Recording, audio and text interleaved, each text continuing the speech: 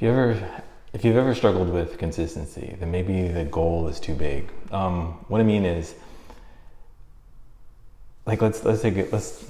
Sorry. For example, if you were focused on going to the gym, we're not even talking about losing 10 pounds or gaining 10% more muscle.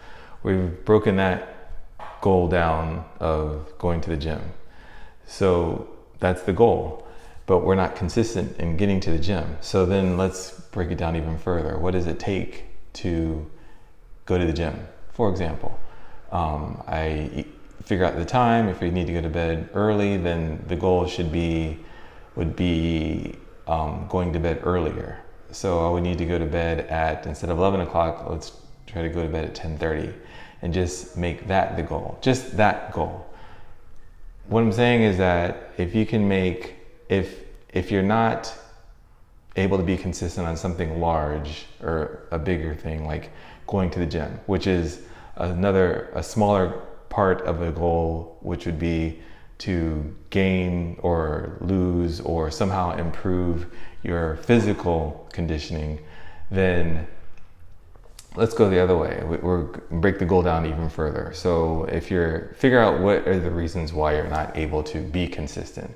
Is the goal to just make it to the gym, or is it the goal to make it to the gym at a certain time? Because as I've mentioned before, one of the things to be mindful of is to be flexible. Figure out what the overall goal is. How can I be flexible in achieving it? My goal is to walk every day. So I generally tend to walk at the end of the day.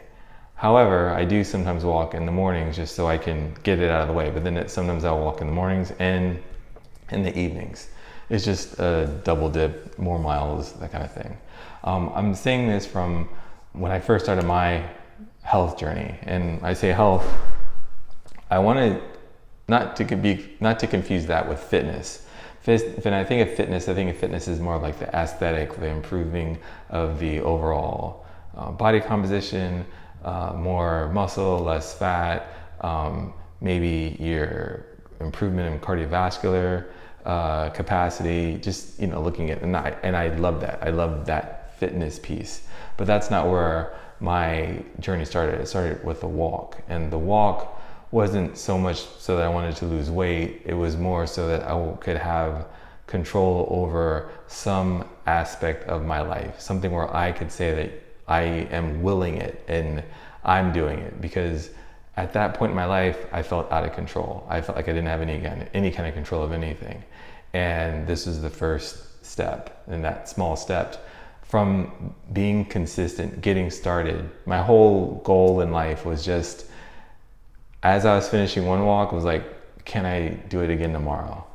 Will I do it again tomorrow? And I didn't have a whole lot of faith in myself either at that point. I was just like, well, let's just see what happens. I was gonna do everything possible to get the walk done.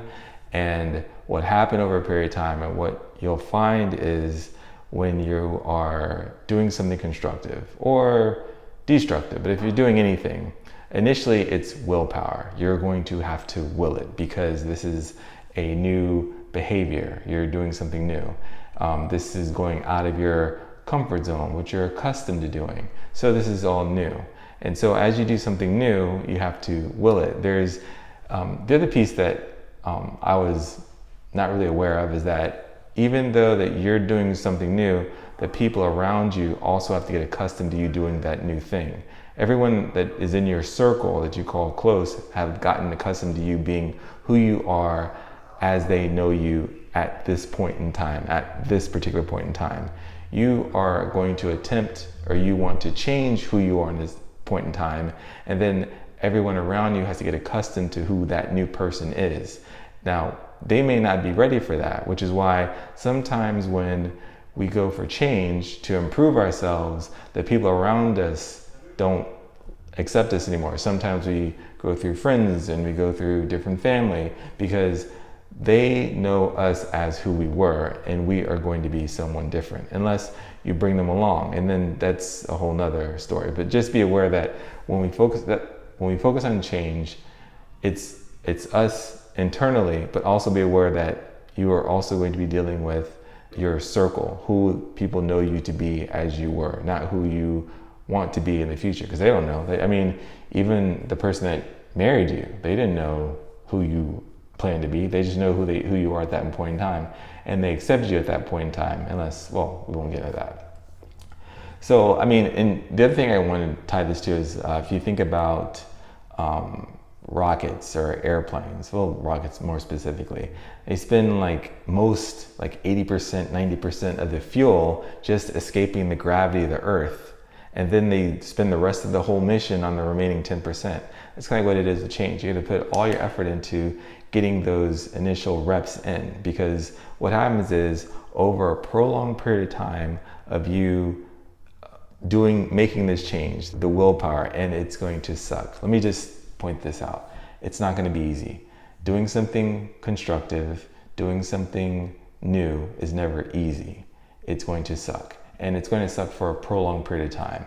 The key is, or the trick is, to be able to do it over that prolonged period of time to where you start feeling results, where you start getting results. And then what happens is it goes from being a matter of willpower to a matter of habit. And when it turns into a habit, it becomes almost automatic. I know for myself, even on my apps, it starts asking me at 6 o'clock, are we going for a walk today? Like, it's just, now you've got things working in your favor. Like, all of a sudden your close circle is now looking at you saying, hey, are you going for a walk? Or are you working out? Or are you really going to eat that ice cream? Because you've done a lot to change the way that you are being seen and how you feel about yourself. So you're going to go from willpower to habit. And then once it's into habit form, it's almost automatic. Now, how long does it take to form a habit? I've heard 21 days. I've heard 67 days. It could be 100 days. But whatever the case is for you, you have to do it long enough to get to a place where it becomes automatic, where you're no longer having to will it. It becomes less effort and more like innate to you. And so going back to, if you're having problems being consistent, maybe the goal is too big. What I'm saying is that maybe instead of the goal being, I want to get to the gym, maybe the goal needs to be, I want to get up 30 minutes earlier.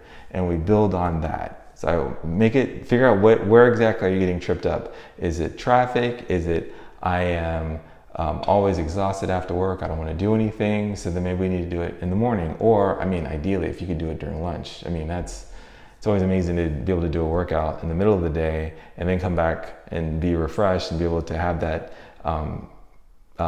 mental and physical capacity to actually power through the rest of the day. It's like a win. I've almost made a list of times of things that I need to do on a daily basis where I feel like the day is a win.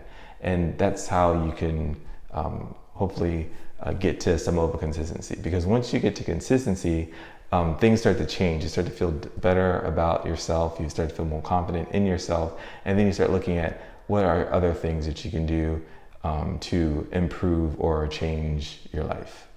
So that's all I got for today. See you in the next one. Bye. Cool.